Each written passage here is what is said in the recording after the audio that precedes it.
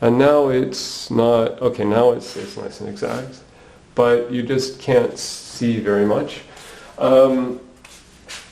So I should have gone over the proof, but okay, the rest of it I shouldn't try to do things from memory when I realize how long ago I last taught this stuff. I mean, I haven't taught it for at least a year, and I learned it 20-something years ago. I've seen it more recently than that, but okay.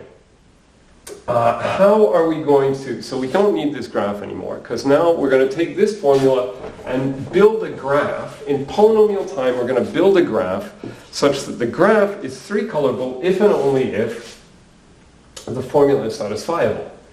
So what we're going to do is, the first thing we're going to have, so this is, we want black for the diagram.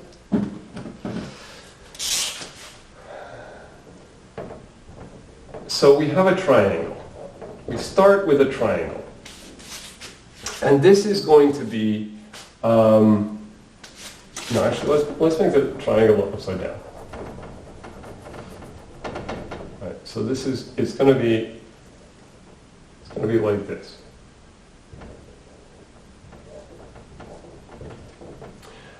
So this triangle, you can color it, like, let's suppose the colors are red, blue, and green. So I don't care how you color this triangle. Right? I can't control that. But I'm going to say that this is the true vertex.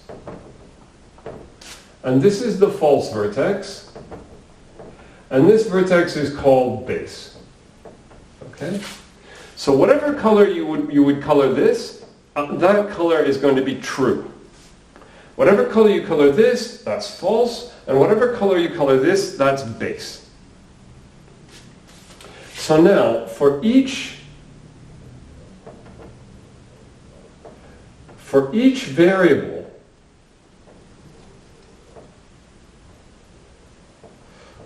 I'm going to build another little triangle. So this is going to be x1, and this is going to be not x1. Okay? So I don't know, I don't know if you color this true and this false, or this true and this false. But I know that you have to color exactly one of them true and one of them false. Because you can't color them base, because they're connected to base. And so the options are, and they're connected to each other, so they can't both be true and they can't both be false. So I'm going to have that for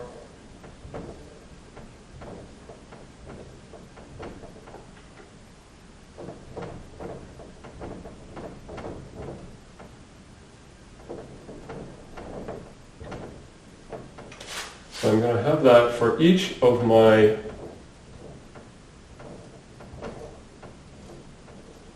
variables. x3, not x3.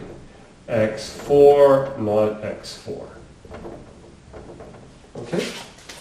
Now, what I'm going to do is, okay, I'm not going to draw the lines here because it's just going to be but when I draw a vertex here, it's this vertex. I'm just not going to draw the lines to this vertex. For this clause, what do I want it to be? Well, I'm going to have x1, which is actually this, okay? I'm just not going to draw the lines here. I'm going to draw the vertex again, but it only appears in the graph once, okay? So I'm going to have x1, and make that bigger and darker, x1, and not x2, and x3. And don't worry if it's not on the high-res thing, it's all over the internet. And I think it's probably in the textbook. And I want to have, excuse me, I'm going to...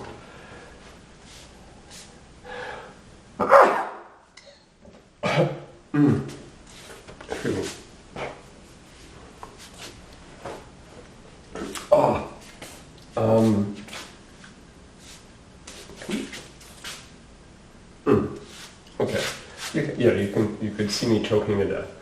Okay, so I want to have a vertex that can be true if and only if this clause is satisfied. Okay? So what I'm going to do,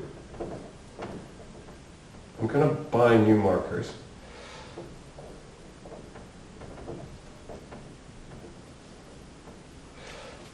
I'm going to create,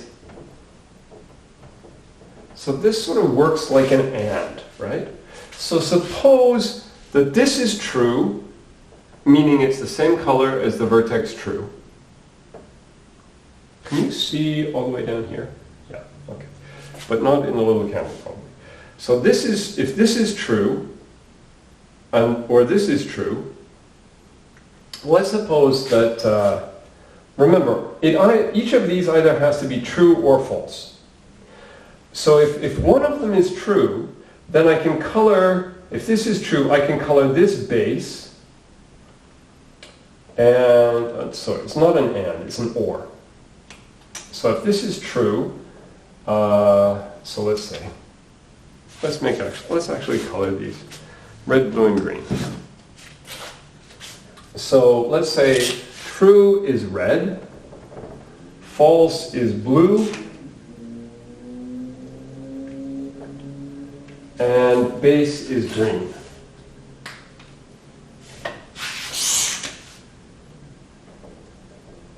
I'm not sure. 20 minutes, so maybe. So let's suppose that x1 is false. So not x1 is true. So x1 is false. But let's suppose that x2 is also false. So not x2 is true. Okay? So if at least one of these is true, then I can color, one of these can be base, right? And one of these, the other one can be false.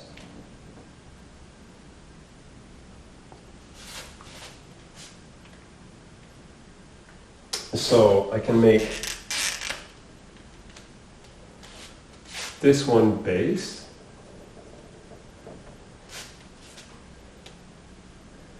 and this one is false.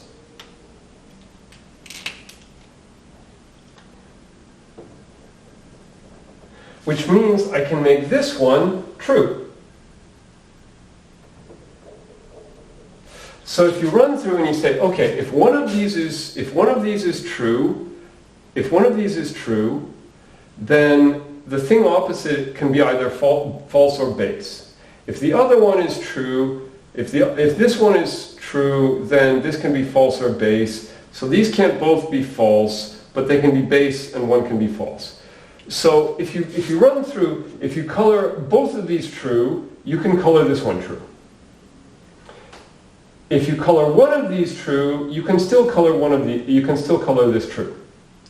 If you color both of these false, if this is blue and this is blue, then these can't both be green and they can't be blue. So one has to be red and one has to be green, and that means this has to be blue. It has to be false. So now I do the same thing again with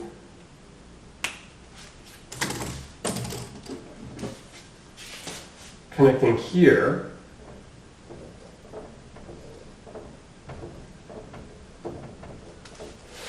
So x3, what do? We want x3 to be false, say.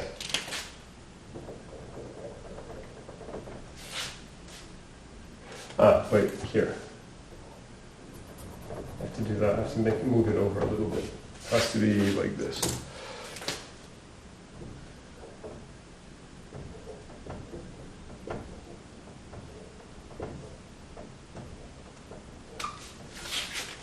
Okay?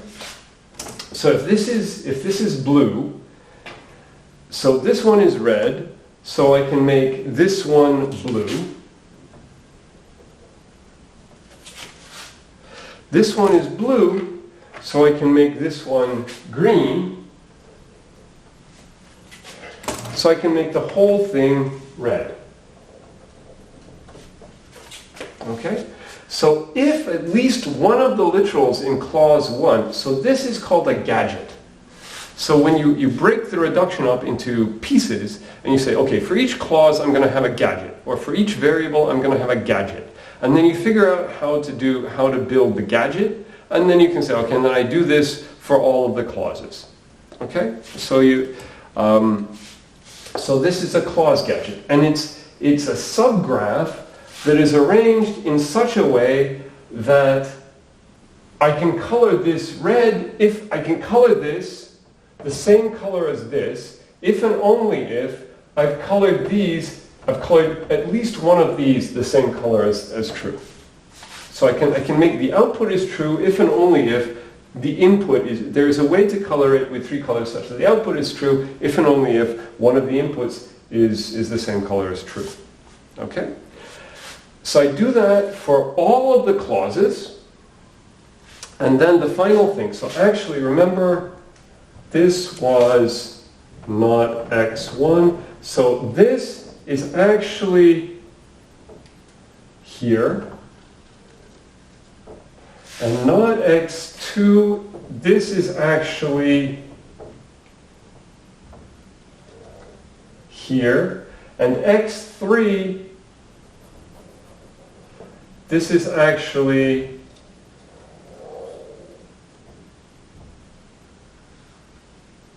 here. Okay? So now I do that for all of the clauses, and now I take the output vertex for each clause, and I connect it to false, and I connect it to base. So that means I'm saying this has to be the same color as true, because it's connected to false and base. So you end up with a graph that you can 3-color if and only if the formula is satisfiable. Okay? So this is a polynomial time reduction from 3-sat to 3-colorability. Are people happy? It's not so easy to do with like low-res transmission software and stuff like that. But this is all over the internet. You can find that. Notice, so we now have this edge. 3-sat reduces to 3-colorability. So now, clique, independent set, vertex, cover, sat, 3-sat, 3-colorability, ham path. If you solve one of them, you solve them all. Notice this also means, I shouldn't have erased. Remember I drew that graph and I said, is this graph 3-colorable? And I wrote a formula. Well, I said how to write a formula such that the formula is satisfiable if and only if the graph is 3-colorable. You can also do that with 4-colorable, right? So you can easily say, okay, I can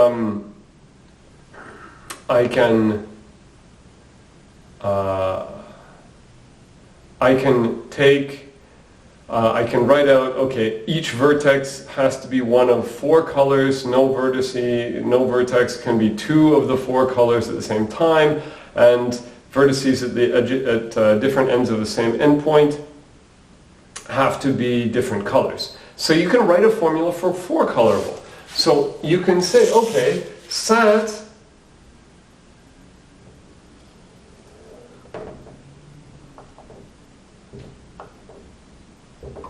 for colorability is reducible to sat. 5-colorability is reducible to sat. And remember, we showed, no, it's not planar, but we observed at the beginning of the course, it's in the scribe notes, that you can reduce 3-colorability to 4-colorability and 4-colorability to 5-colorability, because if you have a graph G and you put a vertex, a new vertex, and attach it to everything. If G was 3 colorable, then the resulting graph is 4 colorable. And if the resulting graph, if this is 4 colorable, then G is 3 colorable. So 3 colorability reduces to 4 colorability, and 4 colorability reduces to 5 colorability, and so on. But 5 colorability reduces to SAT, and SAT reduces to 3 SAT, and 3 SAT reduces to 3 colorability. So you can also reduce 5 colorability to 3 colorability. So these problems, if you solve 3 colorability, you solve 5 colorability. Okay? We already knew that if you solved 5 colorability, then you could solve 3 colorability from way back when. So the other thing, I mean, this is not, all of these problems are, we don't know how to solve any of these. But I don't want you to think that only hard stuff can be reduced to hard stuff. So for example, I can also do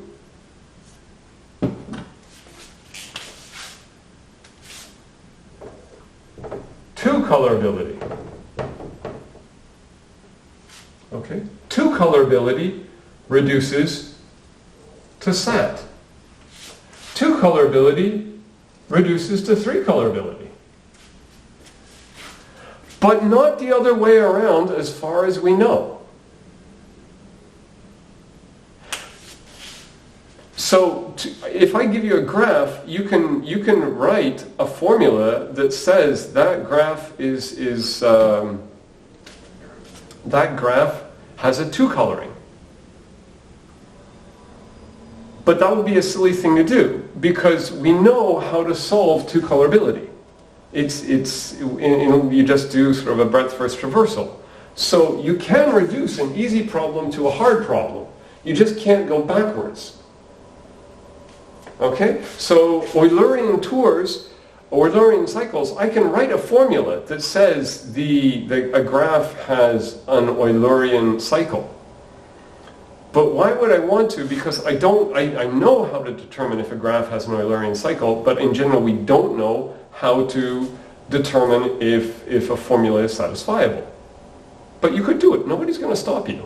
I mean, it's possible to do a reduction for things for which we have polynomial time algorithms. You can still turn them into problems for which we don't have polynomial time algorithms, if you want. So, so I'm not going to get quite as far as I wanted today, but I got most of the way through most of this stuff. A lot of this stuff is, well, somebody found this stuff. It is online. What you generally don't find online is this idea of taking a problem and taking a graph and saying, can I write a formula such that the formula is satisfiable if and only if this thing has a hand path? I'm doing that differently than most instructors because I want you to realize that SAT is really powerful. So I'm going to give a hint of the next, I'm going to have to do it in the next class. The hint is, so how do all of these reductions to SAT work? Well, you have this problem and you think, okay, I want to write a formula such that the formula is satisfiable if and only if the instance of this other problem has a solution. And remember I said that this is sort of like a programming language, right? You're using SAT like a little programming language. You're trying to write like a program. That formula is sort of a program such that the formula is satisfiable. Okay.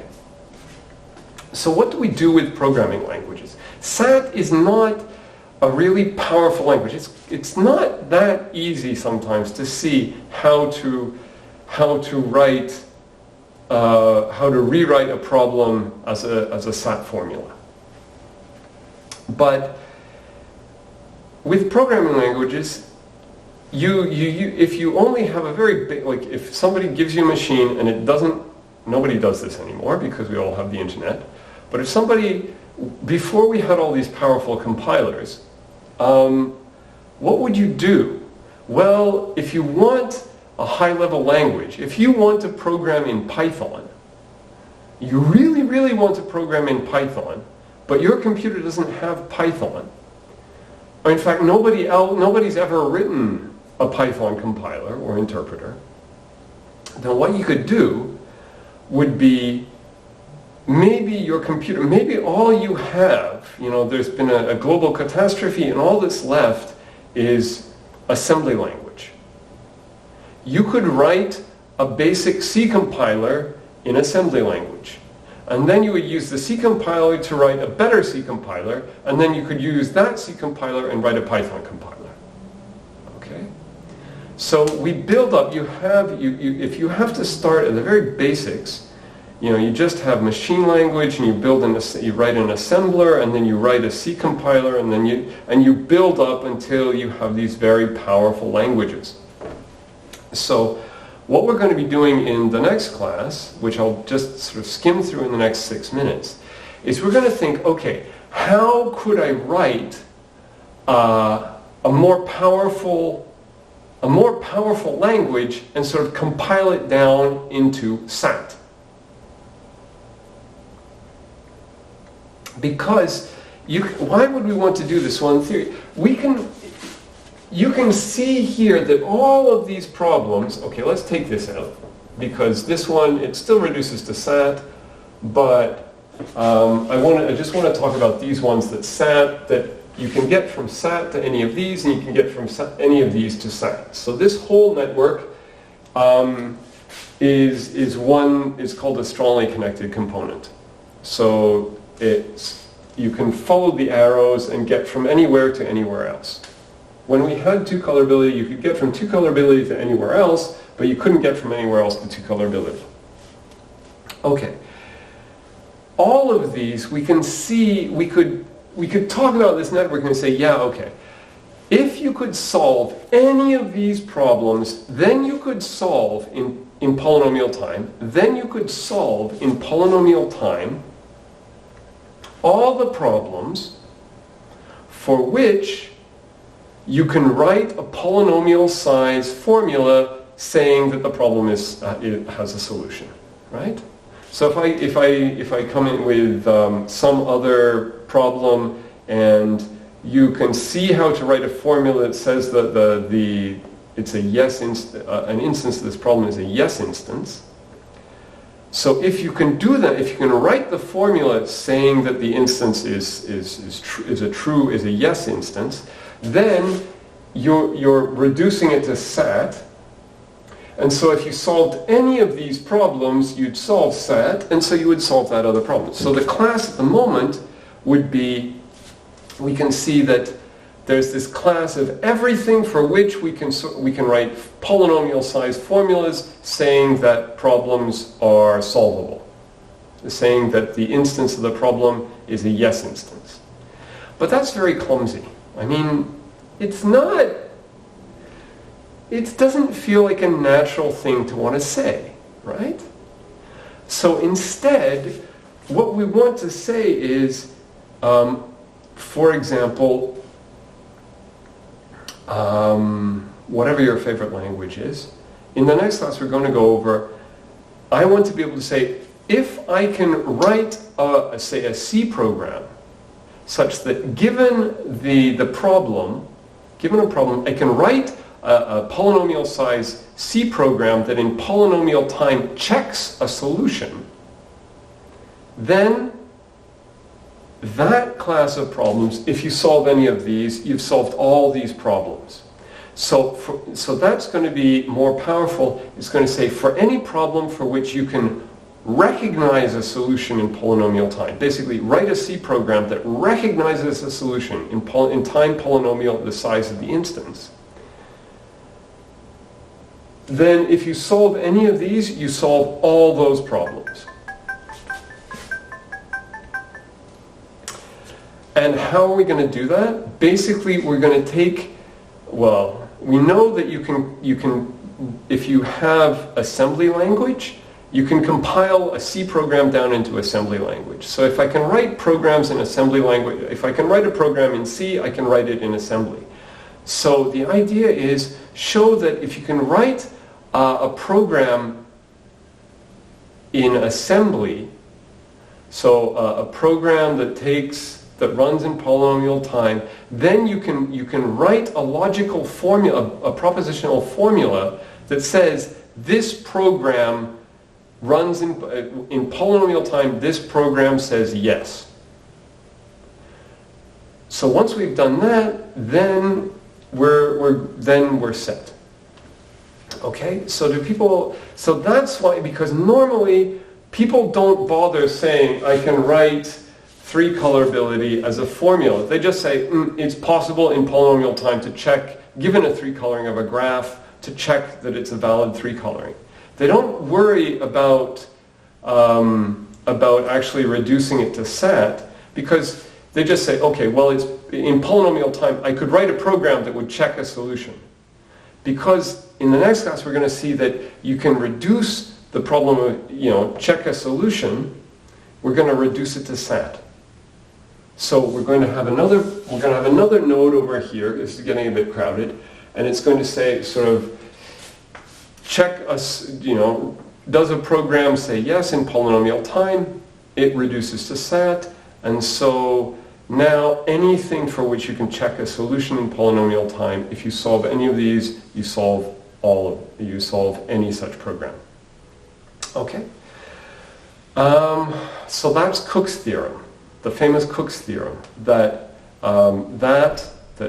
recognizing a solution in polynomial time reduces to SAT. So also this class, I absolutely need to get new markers. I was looking because the math department apparently has really, really good overhead markers, not overhead markers, whiteboard markers. And so Sarah says that she can get me some. So I will try to get her to get me some for Monday. And I will try to get somebody to do this Teams live event software stuff.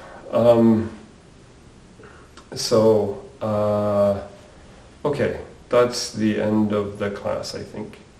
And I will check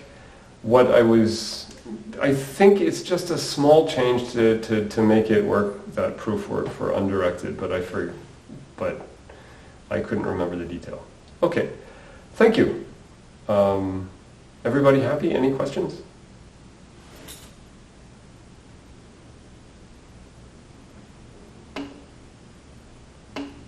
Thanks. Have a good rest of the week. Good luck with assignment 3. Okay. Please go to the tutorials. Okay. Okay. There will be more NP completeness reductions in the tutorials. Okay. Thank you. I will stop the recording.